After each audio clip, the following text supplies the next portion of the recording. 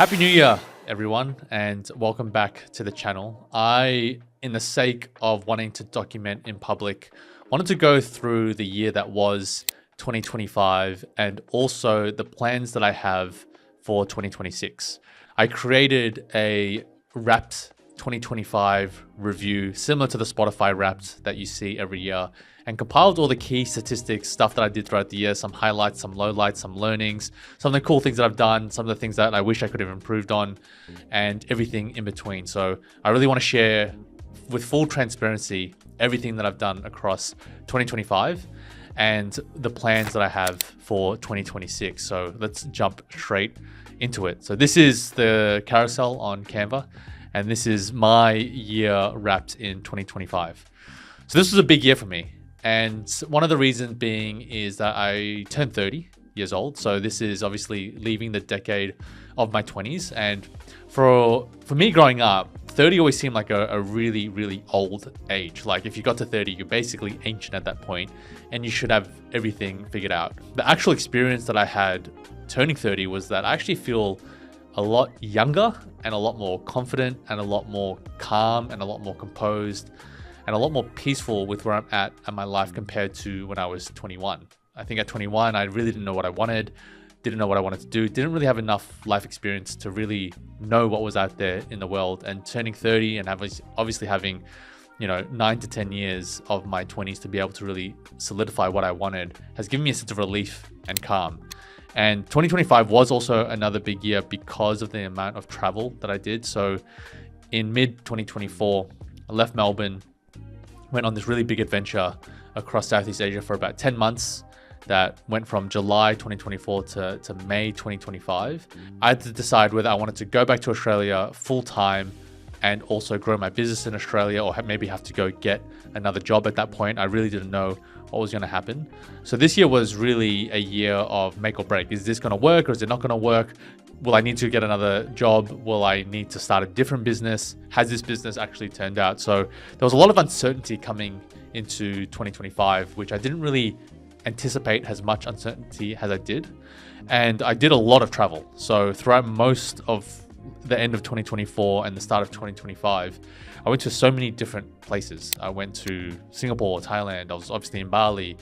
And I traveled across Vietnam with my best friends, which I'll go through before. But that amount of travel towards the end of 2024 to the start of 2025 really put me in a position where I kind of reacted to a lot of things throughout 2025. And I didn't really plan as much as I'm used to previous years. So this year, when I say this year, 2025 was really a year where I let go of trying to plan a lot of things and kind of just see what happened. And that was a very uncomfortable thing for me to do, to kind of just let go of the reins and kind of let the year happen and see what happened and see how I would react to it and see if I could actually make this thing work as a business and have this lifestyle across Southeast Asia. So I said goodbye to my 20s, entered a new decade of my 30s. I officially decided to leave Melbourne when I got back in May and set up my life around Southeast Asia, particularly Bali and Singapore, where I've got a lot of family. And as I mentioned, I traveled a lot. With all this travel and all this moving and all this growth, quite naturally, I outgrew a lot of relationships, particularly friendships, where these were friends that I've had for many, many years, in some cases a decade or more, mainly because we were just in very different stages of life. I was in a point where I was still exploring. I wanted to take a path that many other people weren't taking. Everyone around me in Australia and even overseas were getting married, they were having kids, they were getting mortgages, they were settling down into a stable, clear 9-to-5 job pathway. And I didn't really want to do any of that. I really wanted to see what I could do on my own and really trust myself to just figure it out, like kind of just fuck around and find out. So I fucked around a lot in terms of experimenting and doing different things. And this meant that I outgrew a lot of my old mindsets, a lot of the fears that I had, my relationship with uncertainty changed. So I was just a very, very different person to myself, and also how I interacted with other people. I just became a different person. And that's okay. There's nothing wrong with that. I have no animosity to anyone in my life, but there are relationships where these people don't necessarily want to change, or maybe don't have the opportunity to change. And some people just don't have the capability to change. They're very happy with where they are. They're very comfortable, and that's fine. That's absolutely fine. But in saying that, when you're growing, you have the responsibility and the obligation to yourself to also surround yourself with other people who are on the same journey as you, and to let people who are on a different journey go on their journey. There is really no point, and it causes a lot of unnecessary stress when you try to join someone else's journey. So if I went down the kids, the career, the mortgage, the safety pathway, I would have been very unhappy.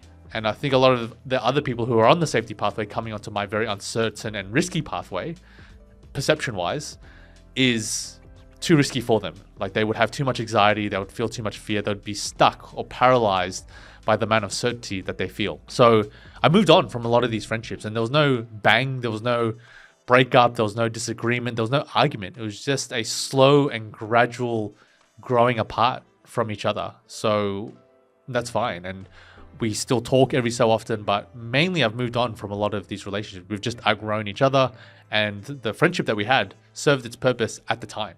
And that's, again, okay. There's nothing wrong with any of this. So that's just one of the learnings that I had across 2025. Sorry, this introduction has taken way longer than I thought it would, but I think that is an important point. So here are some of the numbers of 2025. So I visited 9 countries across 12 months. Indonesia, Singapore, Malaysia, Thailand, Vietnam, Sri Lanka, Japan, China, and Australia. And it was across these 9 countries where I wanted to see if I could live and work from there. Not so much Sri Lanka or Japan or China, really. They were never really in contention, and obviously not Australia. But I wanted to see if I could live in Singapore or Thailand, Vietnam, or Indonesia, but particularly Bali. And it was through these experiments where I lived and worked in these places for a couple of months just to see what the lifestyle was like and the type of person that I was in these spaces, in these environments, and also the type of people that I would find in these spaces. And more or less what I've come to is that I can get the best of both worlds across all these different countries. So Indonesia and Bali has the lifestyle and has the people. Singapore has the great tax environment, the safety and security of a very stable government, and obviously governance of the financial sector more broadly, but also incorporating your business there. Thailand is great for recreation, for nature, for getting a lot of beach or mountains. The diversity that you get across Thailand is fantastic. And they also offer a 5-year digital nomad visa, which I'm going to be applying for. And Vietnam, I think, has a very special part in my life. And Ho Chi Minh was actually a city that I almost really saw myself moving to. Just the people I met there, the lifestyle I could have, the energy, the buzz of the city that I got when I was there was incredible. So these are the countries I visited and had experiments with, but I more or less narrowed it down to just Indonesia, Singapore, and Thailand. Vietnam is a place I still want to go to, but at the moment is not a huge priority for me across 2026. I spoke at 3 international events across the year. So it's the Confederation of Asia Pacific Chambers of Commerce and Industry, so CASI, and that was in Sri Lanka. Spoke at the World Chambers Congress, which just so happens to be in Melbourne last year. This is a conference that moves around all across the world, so it could have been anywhere in the world. It happens every 2 years. In 2023, it happened in Switzerland. And also the Kansai Expo in Japan, which was really, really cool. I took 27 flights, and that averages out to be almost more than a flight every second week. So every fortnight I was basically on a flight, which took its toll on me, to be honest. I just felt very tired, very run down, very exhausted through heavy travel periods throughout the year. And I've never felt settled in one particular place. So one of the things that I want to do in 2026 is actually feel much more settled and not travel as much. And I read 46 books. So since 2018, I've actually been reading roughly 52 books a year. Obviously during COVID and the pandemic, I read like 50 or 60 books because I just had more time. But since I've been traveling, especially in the last couple of years, I've read less and less books just given the amount of time I'm on the road, the amount of time I'm traveling, the amount of time I feel tired. There's not always a lot of time for reading. So this is where, I've only read 6 less books to make it 1 book a week. 46 books is still a lot of books to read. And I read mostly physical books. And that's crazy to do when you're traveling. But I'm lucky to have a base in Singapore, so I can leave stuff at my grandma's house or my uncle's house. So I can leave books everywhere and then bring them back to Australia when I need to. Speaking of growth, I grew 7,820 followers on Medium. So I started the year with 84,000 and ended the year with 92,000 followers on Medium. So my goal for 2026 is to get to 100,000 followers on medium.com. This will be a platform that I still publish on, maybe twice a week, but I won't really be focusing on it fully. I think video is going to be a big thing, especially long form video like this, where people can see my face, they can hear my voice, they can see my personality more than can in writing. And it'll form a greater connection, especially in this world of AI. So I'm really going to be doubling down on video content. I grew on Substack as well. So I started the year with 1,700 followers and ended the year with about 2,100 followers. So this is where I'm still going to use Substack, but again, it's just going to be for a weekly newsletter and will be a key pillar of my content so that everything goes through this piece of content. So everything goes through, all my content is basically created through this one long form piece of writing, and I can turn that long form piece of writing into a video content. I can turn it into a LinkedIn post, etc., etc. On Kit, so this is another email service provider. I actually grew quite a bit. So I grew 2,031 subscribers on Kit, started the year on 4,224 and ended the year with 6,255. That's quite a lot of growth. I mean, that's like almost 20%. So I'm really happy with how much I've grown on Kit. And the reason being is that your email list, whether on Substack or Kit, is a cash printer. This is what brings in the money for your business. And I made 80 to 90% of my revenue through my email list, whether that was digital products, selling my services, selling workshops, whatever it might be. All my money was basically made through my email list. Some quick fire ones here. These are platforms I don't really so much focus on, but I grew 200 followers on Instagram. Again, Instagram has never been a primary platform for me. So, but this will be moving forward, probably a bigger platform where I'll be reposting my short form content onto the platform that will be generated from a long form YouTube video. And then speaking of YouTube, I grew from 0 to 170 followers on YouTube, and YouTube is going to be the platform I think I'm going to be going all in on. So I'll be doing more of these videos. I want to post 52 times this year in 2026. So it averages out to one video per week. Doesn't have to average out that way, or it doesn't have to be a video a week, but I want to average it out to one video a week.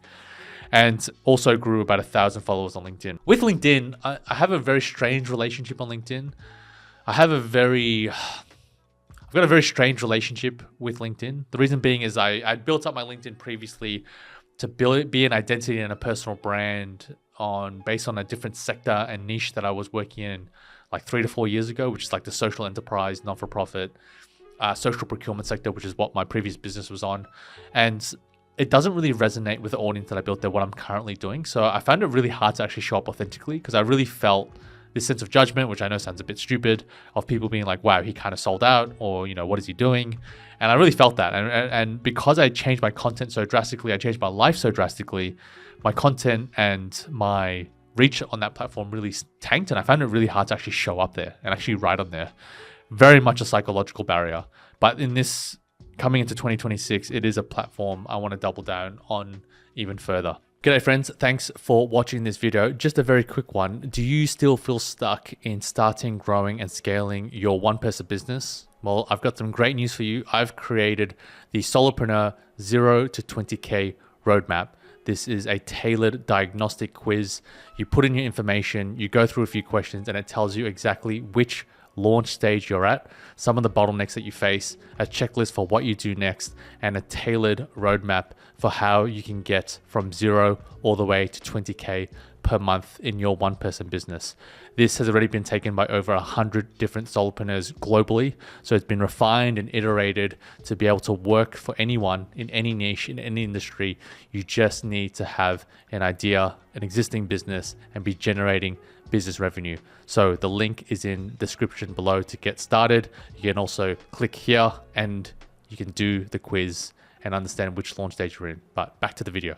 This year, I really doubled down on writing my book. So I signed a book deal in 2024 with Earnshaw Books.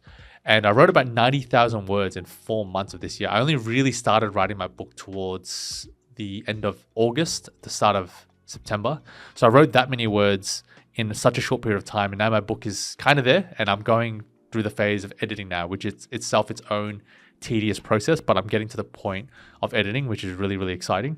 Published 44 long form articles across Medium and Substack, and long form writing by far is still the highest leverage, highest earning, highest return skill that I've ever learned, because this long form writing can power my newsletter.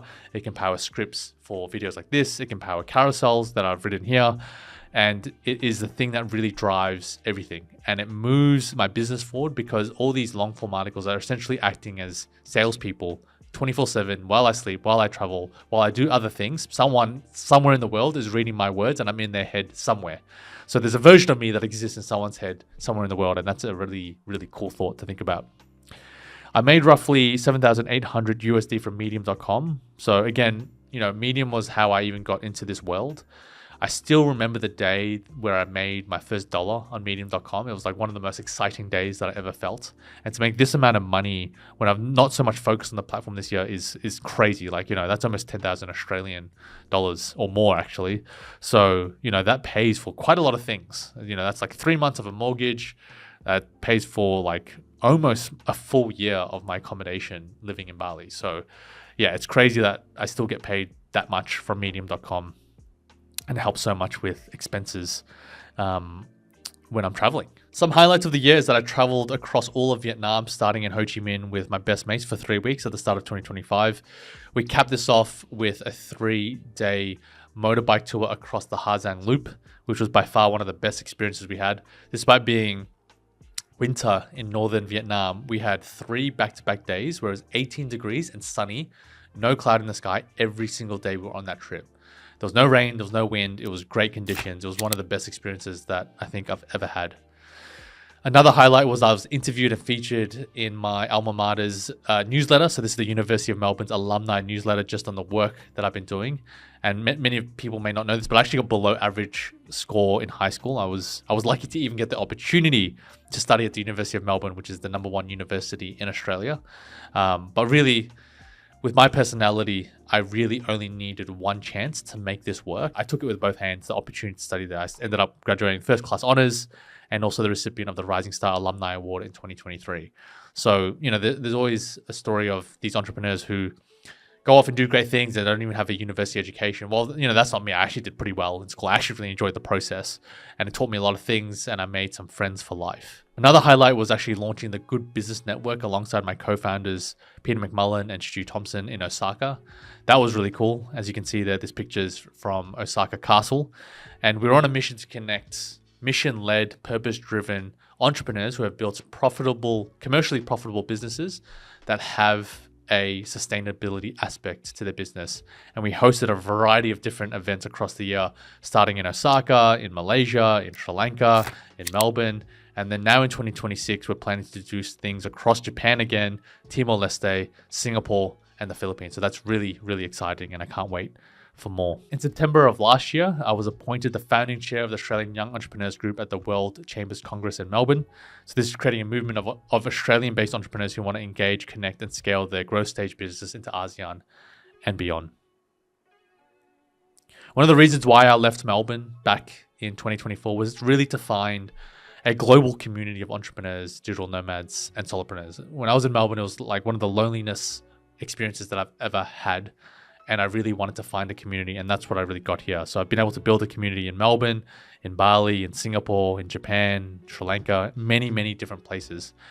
And it's being able to find a community of like-minded people and values-aligned people where I don't feel like an outcast. I don't feel alone so much, and I feel like a person that actually belongs to a community of people who see the world the same way I do, which is really, really nice. Most importantly, I've had some positive impact, I would say, on my clients' businesses and their lifestyles, which I'm really, really excited about. There's actually no better feeling than helping a solopreneur and a business owner grow and scale their business and seeing what that income can actually do for their lives and their families' lives is one of the best feelings in the world when they tell me, hey, we've bought a house, or hey, we're doing this, hey, we're moving on to this, hey, we're expanding that. It's such a great feeling. And that's something that I'm never going to really take for granted. I think I'm so grateful to be able to do this line of work and also impact my clients' businesses the way that I get to impact their business.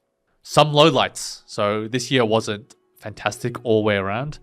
Some lowlights is being in Japan and feeling super, super lonely. And in that same time, I actually lost 15K in monthly recurring revenue in less than 14 days. So basically I lost $1,000 in recurring revenue every day for 14 days, which was not a nice feeling. It absolutely sucked. But that taught me a really valuable lesson about seasonal business planning and making sure I've always got cash in the bank and cash flow secured for the long term, and not having too many contracts that are kind of week to week, but having locked in contracts. Even if I make less upfront, it just helps smoothen out that cash flow coming in. There was many times when I was traveling, especially across Japan and China, where I felt really lost and lonely in many countries that I visited. And solo travel is fun, don't get me wrong, but it can be incredibly difficult while also trying to build a business. So there is just a reality that it's hard to build while you're also trying to travel and explore. And while I left Australia, I didn't really feel a sense of belonging or identity as I started to create, my own path and my own process for life. It's all very exciting and very sexy when you talk about it, but there is a reality where it's just really, really tough. Like it's challenging. Like it's very lonely. And after a while, when I was traveling for so long, especially when I was traveling solo, I actually just craved someone knowing my name. I craved not having to introduce myself again, just going to a place more than once. And I remember I was feeling so lonely in Japan, where like, I think someone at the cafe was like, "Oh, I remember you. Your name's Michael. This is your order."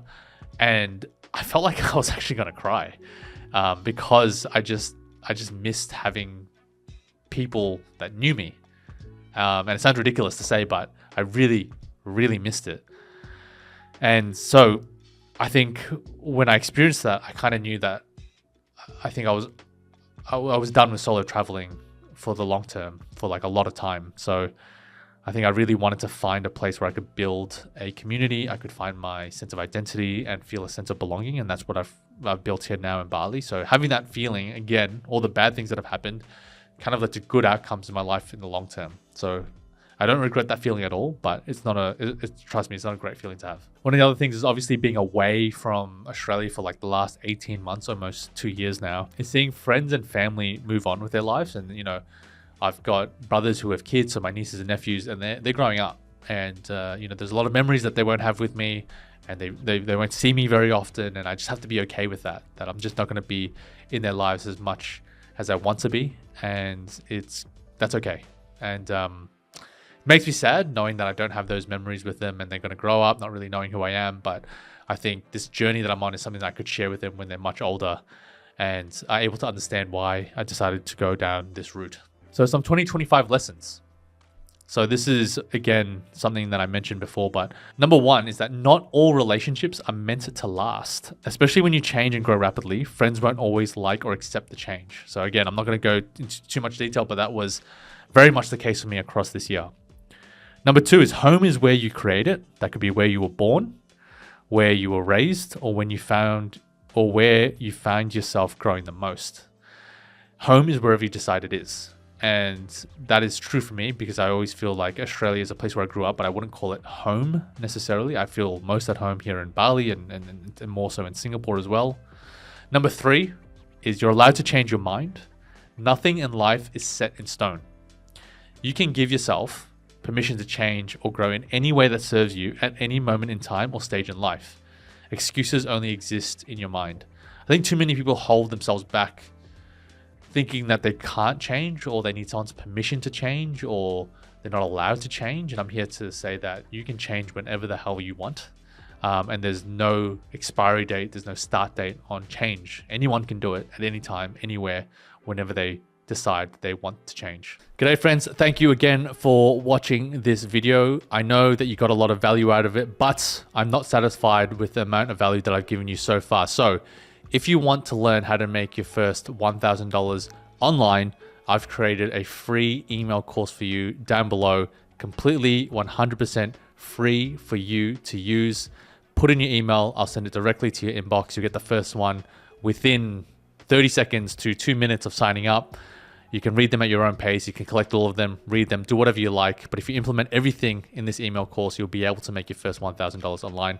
Thank you so much. I can't wait to see you in the next video. Take care. Bye.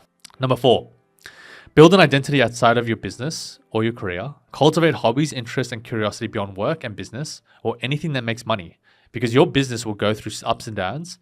That doesn't mean your sense of self-worth needs to as well. So this is a huge one that I learned, which is you can, the amount of money that your business makes or that you make is completely untied to you as a person. And that was something I learned hard, which is whenever my business was making a lot of money, my self-worth went up. But then when business revenue dipped or things went wrong, my self-worth went down as well. And you should never correlate or tie your self-worth to how much money you're making, because at some point things are going to go wrong. So to combat this is to play different games, have different hobbies, have different interests, things where you can generate and derive status from, meaning and purpose from, apart from your business and apart from your career. So things like doing handstands, things like doing yoga, things like writing, reading, these are all great things that really help to diversify your identity outside of your business. Number 5, growth is never clean or straightforward. By definition, growth requires something to break. Your biggest breakthroughs will come from your biggest breakdowns. Just like going to the gym, your muscles only grow when they tear. So literally they have micro tears, micro breaks that they then heal and become stronger. The same thing is going to happen with any growth you experience in life. Fail to plan and plan to fail. I spent most of 2025 reactive. Without proper planning, I couldn't anticipate what was next. I just kept reacting to events rather than being proactive. This is something that I really didn't like the experience of. And if I just spent a little bit more time planning my year and quarters and having KPIs for what I wanted to achieve, that would help so much in understanding how I can actually get the most out of this year. So I took a completely different approach to 2026, and I'm really being more proactive in planning what I want to plan rather than just letting things happen to me.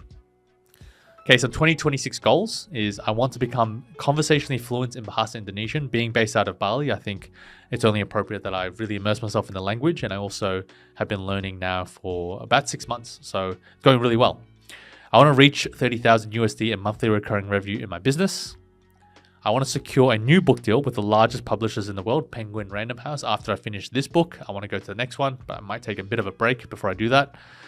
I want to also invest in video content production and go all in on YouTube, Instagram, and LinkedIn as a platform to grow my business. Another big one here is optimize my diet, nutrition, and supplementation that aligns with my natural gut microbiome, hormones, and dietary preferences. So I have a whole range, I think, of sensitivity to meat, to eating a whole range of different foods that I really want to sort out this year.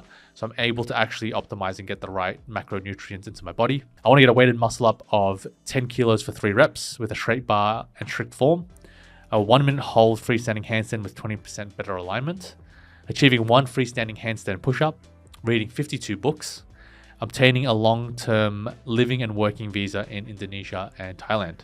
So basically, over the next 12 months, to wrap this video up, I'm looking for more stability, less travel. I've gone through 18 months of constantly moving. Now, I really want to make Bali my long-term base to live and also to grow my business. Travel and business are not always complementary, as I mentioned before, and freedom is not the ability to do whatever you want. Freedom is the ability to choose the limitations in a way that feels meaningful for you. So that is a recap, a wrap of my year that was 2025. It was a great year. Don't regret anything that I've done. I'm super excited for 2026. I would love to hear what are your top 3 goals for 2026 down in the comments below. If you comment your goals below, I will respond to them with a meaningful message. Thank you so much for watching this video, and I'll see you in the next one. Bye.